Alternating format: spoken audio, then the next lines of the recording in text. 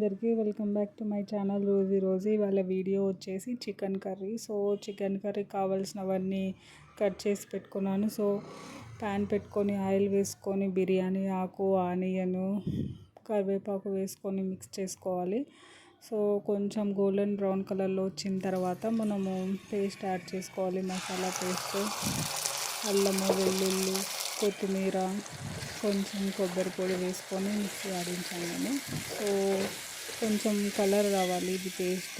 So అది colour రావడం వల్లే మనకి కర్రీకి టేస్ట్ వస్తుంది. సో కొంచెం గోల్డ్ కలర్లో వస్తే సరిపోతుంది. తర్వాత టొమాటోస్ యాడ్ చేస్తున్నాను. సో బాగా మిక్స్ చేసుకోవాలి. టొమాటోస్ ఒక 2 తీసుకున్నాను. ఇందులోనే కొంచెం పసుపు కొంచెం ఉప్పు వేసాను. మీ టేస్ట్కి తగినంత వేసుకోండి. సో ఇది కొంచెం బాగా మగ్గిన తర్వాత ఆయిల్ అనేది పైకి వస్తుంది. సో అప్పుడు కారం పొడి వేసుకోవాలి. ఆ టైంలో వేసుకుంటే కర్రీ అనేది రెడ్గా బాగుంటుంది. సో అక్కడ కొంచెం నేను పెరుగు కూడా యాడ్ చేస్తున్నాను. ఒక 3 స్పూన్స్ వేసుకున్నాను పెరుగు.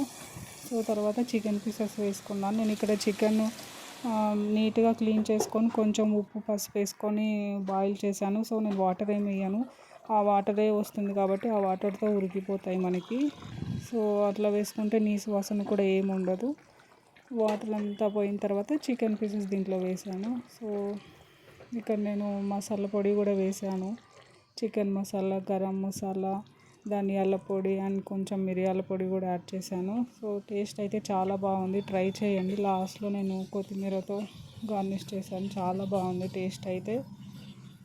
సింపుల్గా చాలా బాగుంది. Please like, share and subscribe to my channel Rosie.